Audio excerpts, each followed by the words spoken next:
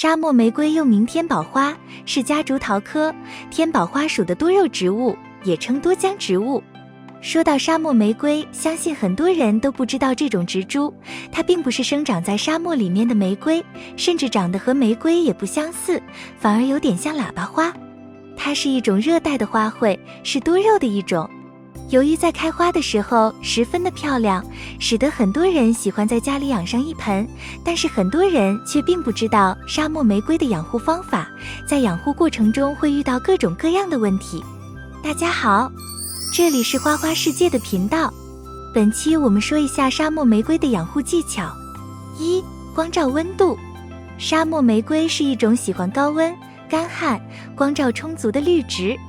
在生长的时候，喜欢在排水性较好、较为透气的土壤上生长。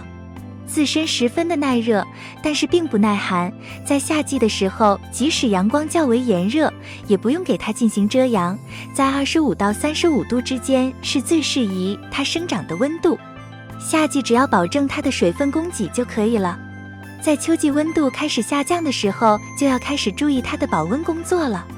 周围环境温度在15度的时候，沙漠玫瑰的生长就会开始变慢。温度在10度左右的时候，基本只能保证它不进入休眠。温度低于10度就会进入休眠，低于5度就会出现冻伤。沙漠玫瑰对光照的需求达到了极致，日常最起码要接受8小时左右的光照。即使在沙漠玫瑰休眠的时候，也需要每天长达5个小时光照，而且光线要很明亮，千万不要有遮挡，最好是放在阳台上养护，这样子才能保证光照充足，才能促进沙漠玫瑰生长开花。在连绵阴雨没有光照的时候，有条件的可以打开补光灯增加光照。长时间不见阳光的话，它就会出现掉叶、萎缩的情况。严重的话，甚至会使得植株出现死亡。2. 繁殖。沙漠玫瑰主要用播种及扦插方法繁殖。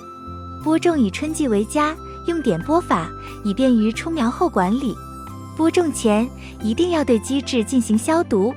出苗后，注意播盘中基质不能过湿，否则可能根部腐烂而造成大批幼苗死亡。播种繁殖一般7到10天，种子就会陆续发芽。在幼株长到10厘米的时候，就可以进行分开移植了。扦插以生长旺季为好，把枝段剪成10厘米左右，下端浸放水中，把切口处的粘液稀释，以防交结而影响发根。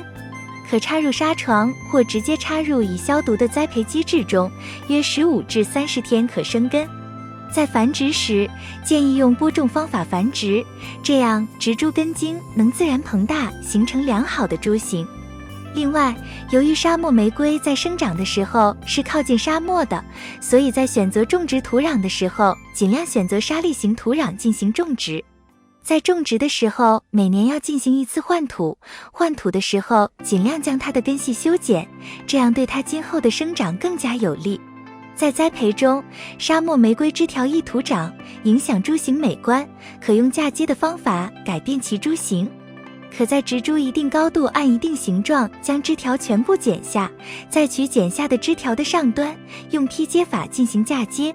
经嫁接处理的植株株形美观，开花后则花枝紧凑，观赏性强。3. 浇水。在给沙漠玫瑰浇水的时候，最好让土壤保持在较为干燥的状态，尽量不要让土壤过于潮湿。不过在夏季的时候，为了保证土壤中的水分，最好每3到4天进行浇水1次。在浇水的时候，尽量不要浇得过湿，不要在土壤里留下积水。冬季植株休眠的时候，更要减少浇水的次数。这个时候只要保证基本的水分需求就可以了。其实沙漠玫瑰还是挺耐旱的，就算半个月不浇水也不会死翘翘。怎么来判断缺水呢？我教大家一个好方法，等沙漠玫瑰的肚子变软，摸起来软哒哒的，而且叶片也有些发软，那么就应该浇水了。冬季沙漠玫瑰进入休眠期时，叶片会逐渐脱落，这是正常落叶，不必为此紧张。4. 施肥修剪。沙漠玫瑰比较喜欢磷钾肥，平时1个月左右补充1次。夏季生长旺盛期则需要肥水充足，这样开出的花才能繁茂鲜艳。另外，结合每年一次的换盆，还可以在盆内适当施加一些长效的基肥，如腐熟的豆饼、谷粉、有机肥等。沙漠玫瑰的修剪工作也非常重要，如果不注意平时的修剪，任其徒长，很容易就失去了观赏价值。花期过后是修剪的最好时节，可以根据个人喜好进行取舍。注意，分枝多，开花就多，要想得到更多的花，就要想办法多留分株。5. 沙漠玫瑰叶子发黄的原因。1. 买来不久，处于适应期，少量黄叶很正常也很常见。2.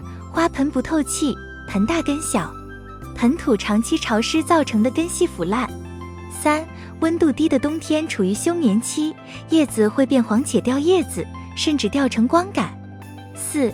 浇水量过多，引起根部腐烂，造成叶黄。5. 阳光过于阴蔽或者暴晒，叶片也容易发黄，并且影响开花。6. 通风不良，光照不充足，势必会黄叶，严重还会出现全株腐烂死亡现象。7. 施肥过多。8. 盆土中有蚯蚓或金针虫、红蜘蛛、甲壳虫等害虫，也会出现叶黄症状。9.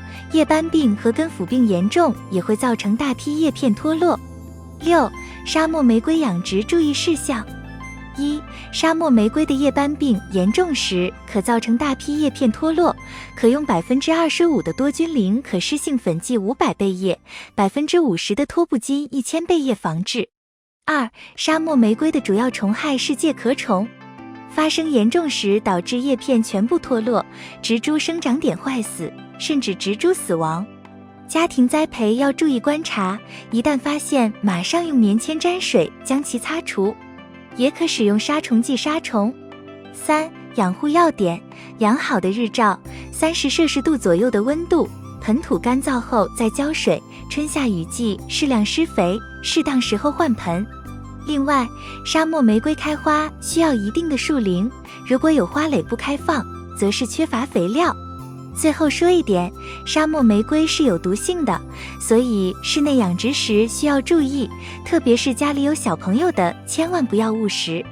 以上就是本期为您介绍的沙漠玫瑰的养殖方法和注意事项，希望能够帮助到您。如果你喜欢我的内容，请点赞、关注、转发，也欢迎在评论区分享你的养护经验，给到更多花友。频道内社区也在更新花卉以及多肉养护内容，欢迎来社区玩。感谢你的观看，我们下期见。